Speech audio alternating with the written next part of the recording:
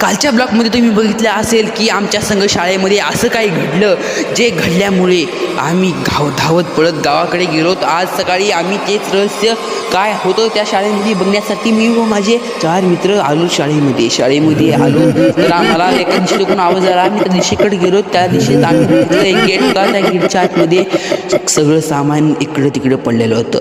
आम्ही सामान बघलाच घाबरलो, पण आम्हाला वडाकून आवाज आला. आम्ही वडावर चमकीली बॅटरी वडावर बघितलं तर वडाव काहीच नव्हतं.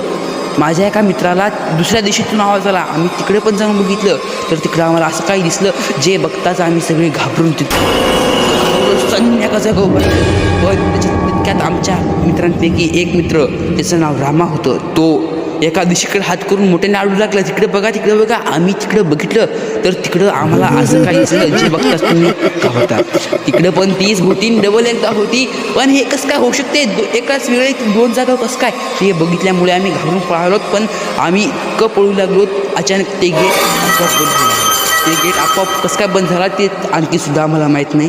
ते बघताच आम्ही घाबरून आमच्या बाकीच्या मित्रांकडे गेलो. बाकीचे मित्र त्यांना भूतावर विश्वास नाही, पण आम्ही त्यांना सांगा गेलो.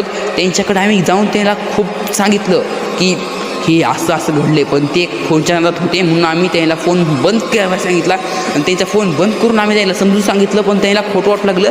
आम्ही त्यांना तिकडे बघा म्हटलं, पण तिकडं त्यांनी जसं तिकडं बघितलं तिकडं कोणीचसुद्धा नव्हतं. हे रहस्य काय आहे हे जाणण्यासाठी ते दोघं म्हणले आम्ही जाऊन बघतो. पण आम्ही म्हणलं जाऊ नका, पण आता ते आम्हाला आमचं ऐकत नव्हते. ते आम्हाला तुम्ही थांबा इथं म्हणून ते गेले. त्यांच्या संग असं काय घडलं. आमचा मित्र पळत धावत आला आणि म्हणाला पळा म्हणताच आम्ही पळालो. त्यात माझे मित्रांपैकी एक मित्र शिवाजी, तो म्हणाला अरे थांबा, जाऊ नका, माझा भाऊ राहिला, जाऊ नका, थांबा, त्याला वाचवावं लागेल. ते आहे माझे बाकीचे लीडर मित्र पण म्हणाले चला आता आपण जाऊत आणि त्याला वाचूत. जीवावर खेळून आम्ही सगळे गेटच्या आत डबल उड्या हाणल्या आणि तिकडं त्या रहस्यमय जागा त्या गेटकडे पळालो. आणि तिथं आम्ही जाऊन बघितलं तर आमचा मित्र जो हसत खेळत गेलता तो आता बेशुद्ध होता. माझ्या मित्रांनी जीवावर खेळून त्याला चपटा हाणू त्याला बेशुद्धीवरलं जागं केलं. आणि तो जागं होताच तो घाबरून इकडं तिकडं बघून पहिल्यांदा पळाला आणि पळा म्हणताच माझे सगळे मित्र घाबरून पळाले. शाळेच्या बाहेर उड्या आणल्या.